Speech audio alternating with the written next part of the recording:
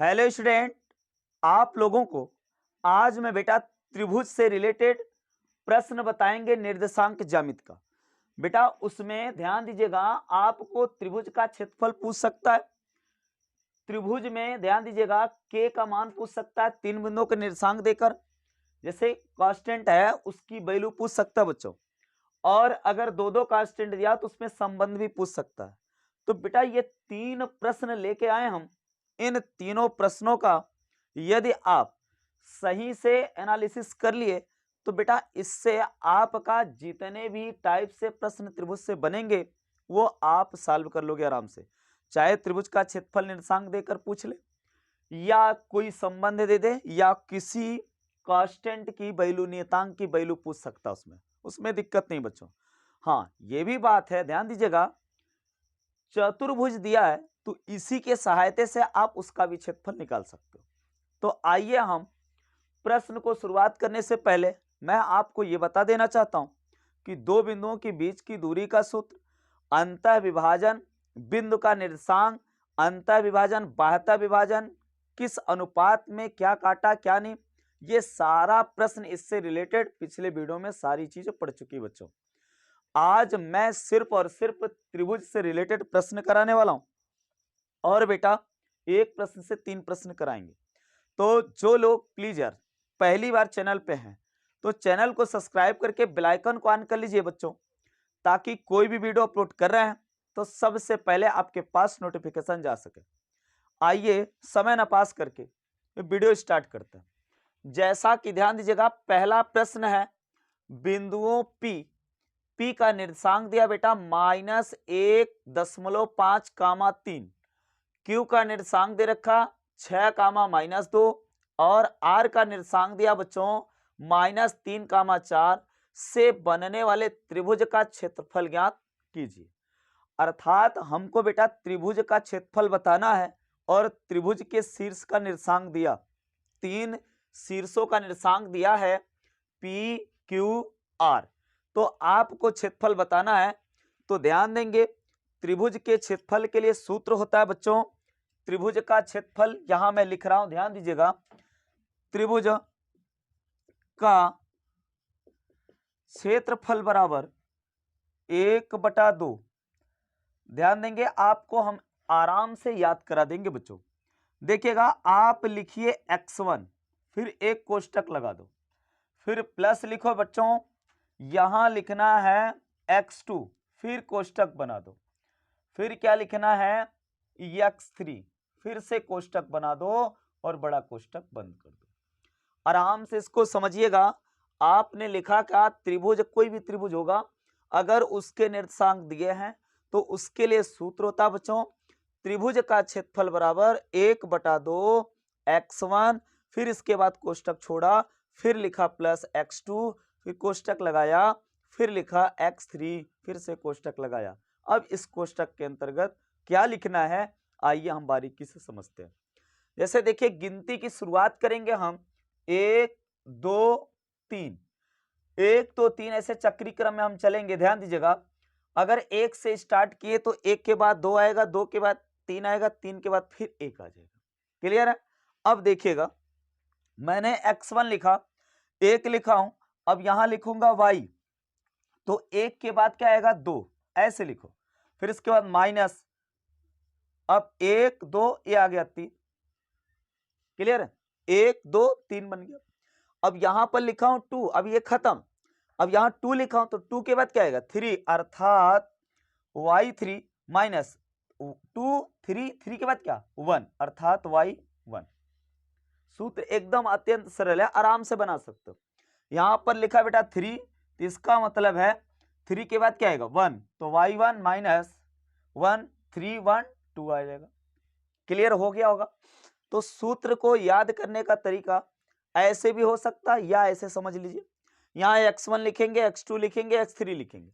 अब यहां पर देखिएगा बेटा, हमने क्या लिखा भाई, 1, 2, 3 लिख दिया। इसके बाद बेटा यहां पर देखिएगा, यहां 1 है तो यहां 2 है, 2 है तो यहां 3 है, ये तो x में दिक्कत नहीं, बशर्ते y में दिक्कत है। तो यहां लिखा y2 माइनस y3, यहां 3, इसके बाद फिर से यहां लिखा y3 माइनस y1। भाई 3 1 2 3 चलना है, 3 के बाद फिर 1। क्लियर? तो ऐसे भी लिख सकते हो, जैसे 2 3 लिखा, 3 यहाँ खत्म, 3 यहाँ चालू, फिर 1 पे खत्म, 1 यहाँ खत्म, वहां 1 चालू। तो भाई हमको तीन ही अंक लेना है, 1 2 3, 3 के बाद 1, 1 के बाद 2, 2 के बाद 3, 3 के बाद 1, ऐसा क्रम रहेगा। तो आप जैसे आपको अच्छा लगे वैसा याद कर लीजिएगा बेटा। आइए हम सवाल को सॉल्व करते हैं। इस त्रिभुज का क्षेत्रफल अर्थात पी क्यू आर का क्षेत्रफल हम निकालने जा रहे हैं। तो हम किसी को 1, किसी को 2, किसी को 3 मान सकते हैं, उसमें कोई दिक्कत नहीं है। मैं ऐसे क्रम से ही मानते चला जा रहा हूं। देखिएगा बेटा, ये x1 है, ये y1 है, ये x2 है, ये y2 है, ये x3 है और ये y3 है। आइए हम सॉल्व करेंगे। तो आइएगा 1/2 देखेंगे बच्चों, यहां पर x1 का मान क्या है देखिएगा, माइनस का 1.5 है बच्चों। अब देखिएगा यहां पर y2 की वैल्यू क्या है बोलो, माइनस का 2 रख दिया। फिर ये माइनस सूत्र में है, y3 का मान 4 है, चलो 4 रख दिया, कोष्टक बंद कर दिया। प्लस x2 का मान है बेटा 6, ये हो गया। y3 का मान 4 है, 4 रखो, माइनस y1 की वैल्यू 3 है, ये रख दिया। फिर इसके बाद कोष्टक बंद है, प्लस x3 का मान माइनस का 3 है, तो ये माइनस कर देगा, ध्यान दीजिएगा। क्योंकि ये क्या x3 का मान -3 है, तो बेटा प्लस माइनस क्या हो जाएगा, माइनस हो जाएगा, ध्यान दीजिएगा। अब y1 है, y1 का मान क्या बोलो, y1 का मान 3 है, 3 रख दिया, माइनस y2 की वैल्यू -2 है, और ये माइनस क्या कर देगा, प्लस कर देगा, कोष्टक बंद हो गया। क्लियर हो गया? आइए सॉल्व करते हैं बेटा। 1/2 ध्यान देंगे, इसमें माइनस का है 1.5, ये माइनस में है, ध्यान दीजिएगा। और ये कोष्टक की वैल्यू आई 4 2 6 माइनस का 6 बेटा। फिर प्लस ध्यान देंगे, यहां पर 4 में से 3 गया, 1 1 6 के 6, प्लस का 6 आ गया।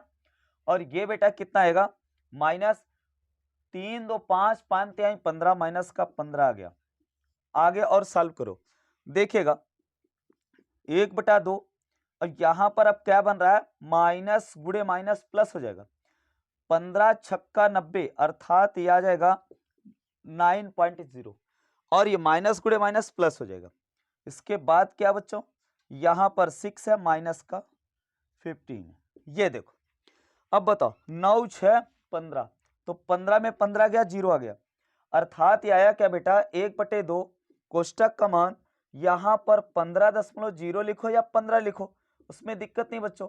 तो 15 में से 15 घट जाएगा, 0 आया, 0 में 1/2 का गुणा करोगे बेटा, फाइनल रिजल्ट क्या आएगा, 0 आ गया। तो इसका क्षेत्रफल क्या आया बेटा, 0 आ गया। तो ये संजोग बस, अगर क्षेत्रफल 0 आ गया तो अर्थात ये रेखाएं क्या हैं, सनरेख है।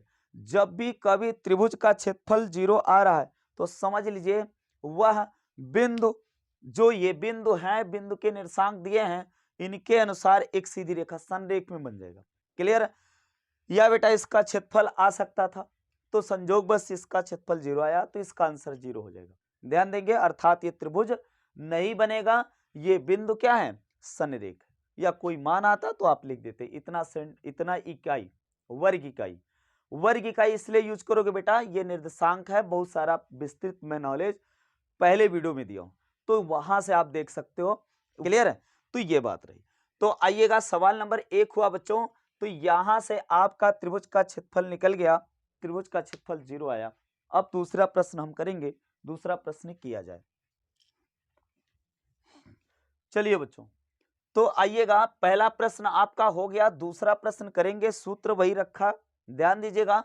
यहां पर क्या रहा है, के का मान ज्ञात कीजिए यदि बिंदु ए का निर्देशांक दिया 2,3, बी का निर्देशांक दिया 4, और सी का निर्देशांक दिया 6, -3 सनरेखीय। सनरेख का स्थिति यह होता है बेटा, त्रिभुज का क्षेत्रफल जब 0 आता है तब सनरेख की स्थिति होती है। और यह सनरेख बोल रहा है तो इसका मतलब है त्रिभुज का क्षेत्रफल 0 के बराबर कर दो। तो त्रिभुज का क्षेत्रफल हम क्या करेंगे, 0 के बराबर करेंगे। इसको हम मान लेंगे, ये x1 है, ये y1 है बच्चों, ये x2 है, ये y2 है, ध्यान देंगे। इसके बाद यहाँ पर x3 है और ये y3 है। चलिएगा, तो यहाँ पर इसके सूत्र में हम 0 रखेंगे, चूंकि संरेख बोला इसलिए, और k का मान यहाँ से निकल जाएगा। तो चलिएगा 1/2, ध्यान देंगे आप, x1 का मान बोलो 2 है, 2 रख दिया। y2 का मान देखो यहाँ पर k लिख रहा है, तो k हो जाएगा माइनस y3 का मान क्या है, -3 है, माइनस माइनस क्या हो जाएगा, प्लस हो जाएगा। तो आइएगा प्लस x2 का मान बोलो 4 है, 4 रख दिया। इसके बाद y3 का मान -3 रखा, माइनस y1 का मान किधर है, ये 3 है, चलो 3 रख दिया। अब देखिएगा प्लस फिर क्या x3 का मान क्या बच्चों, ये रहा 6, और y1 का मान 3 है, 3 रख दिया, माइनस y2 की वैल्यू क्या है, k रख दिया, कोष्टक बंद कर दिया। आइए सॉल्व करते हैं। बताओ 1/2 गुणे में है, इधर आएगा भाग में 0 बटा कोई भी संख्या होगी वो 0 हो जाएगा, अर्थात ये 0 बराबर, ध्यान दीजिएगा ये 2 1/2 हट गया। यहां पर देखेंगे 2 का गुणा कर लो बेटा, तो 2k, कोष्टक टूटेगा तो इससे भी गुणा होगा और इससे भी, 2k प्लस 3 दूना 6। यहां पर देखिएगा, यहां पर -3 -3 3 6 -6 हो जाएगा, अच्छा चौके 24 और प्लस माइनस माइनस हो जाएगा, अर्थात माइनस का 24 बन जाएगा, और उसके बाद प्लस का, ध्यान दीजिएगा ये 6 का गुणा करोगे बच्चों तो 6 3 18 प्लस का माइनस का 6 के, ये क्लियर, और बराबर 0 है ये, तो ये कोष्टक ना लगाओ तब भी चल जाएगा, चूंकि 1/2 का उधर कर दिया। चलिएगा, तो अब देखिएगा अचर वाला चर वाला जोड़े, तो यहां पर ये है और ये बेटा देखिएगा यहां पर -24 है, और ये क्या है 18 और 6, तो 8 6 14 24, ये पूरा का पूरा क्या हो जाएगा, कट जाएगा, चूंकि प्लस का 18 और 6 जोड़ोगे तो प्लस का 24 माइनस का 24 खत्म हो गया। यहां पर बचेगा क्या, ध्यान दीजिएगा, यहां पर बच क्या रहा है, माइनस का 6 और प्लस का 2, तो कुल मिला के 0, और यहां बचा क्या, यहां पर बचा भाई 6 में से 2 गया माइनस का 4 के, बेटा इसको इंप्लाई दैट लगा कर -4 के बराबर 0 लिख सकते हो, के बराबर हम लिख सकते हैं 0 बटा -4। तो किसी जीरो की संख्या है, जीरो संख्या के बटे कोई भी अंक हो जाए, 0 बटा कोई भी अंक हो जाए, उसका मान क्या होता है बच्चों, 0 होता है। के का मान ये आ गया, तो ये रहा आपका के का मान क्या है, ये आंसर बन गया, 0 आया, यही आपका क्या है, आंसर है। चलिएगा ये दूसरा सवाल हो गया, तीसरा सवाल देखते हैं। चलिए, तो ये 2 सवाल हो गए आपके, तीसरा सवाल क्या है, देखा जाए तीसरा सवाल क्या है बच्चों, तो देखते हैं, यदि बिंदु ए का निर्देशांक दिया x, y, बी का निर्देशांक दिया 1, 2 तथा सी का निर्देशांक 2, 1 से बने त्रिभुज ABC का क्षेत्रफल 6 वर्ग इकाई है, तो सिद्ध कीजिए कि x + y = 15, ऐसा आपको सिद्ध करना है, अर्थात त्रिभुज का क्षेत्रफल दे रखा है, कितना है, 6 वर्ग इकाई, 6 वर्ग इकाई है। इसके बाद यहां पर आप मान लीजिए ये x1 है, ये y1 है, ये x2 है, ये y2 है, ये क्या है, ये x3 है और ये y3 है, ध्यान दीजिएगा ये x3 है और ये y3 है। तो आओ हम इसको सॉल्व कर दें बच्चों, ये सिद्ध करना है आपको, सिद्ध क्या करना है, x + y = 15, तो आराम से सिद्ध हो जाएगा।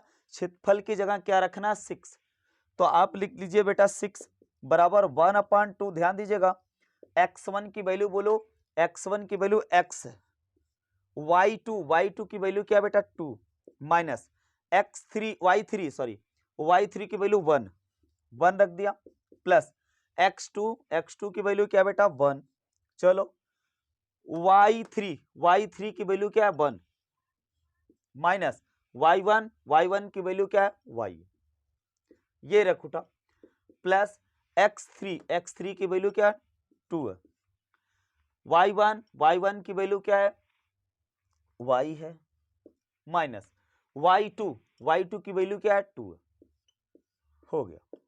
आइए सॉल्व करते हैं, 1 है, ये 2 का गुणा 6 दूनी 12 हो गया।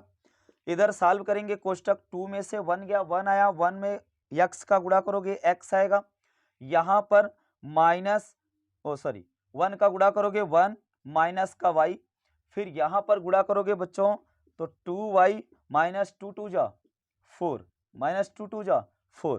तो आइएगा अब यहाँ से आप देखिएगा 2y में से 1y गया, प्लस का 1y आएगा, और यहाँ पर माइनस का 4 है, ध्यान दीजिएगा माइनस के 4 में प्लस 1 जोड़ोगे माइनस का 3 आएगा, 3 इधर माइनस का आएगा, उधर जाएगा तो प्लस हो जाएगा, अर्थात 12 प्लस इधर 3 बराबर 2y में से 1y गया, y बचा, और ये प्लस x तो है ही है, ध्यान दीजिएगा x प्लस वाई, 2y में से 1y चला गया, x प्लस वाई, इधर 12 3 15 बराबर क्या हो जाएगा x प्लस वाई। यही तो सिद्ध करना था बच्चों, x प्लस वाई बराबर 15, इति सिद्धम हेंस प्रूव्ड।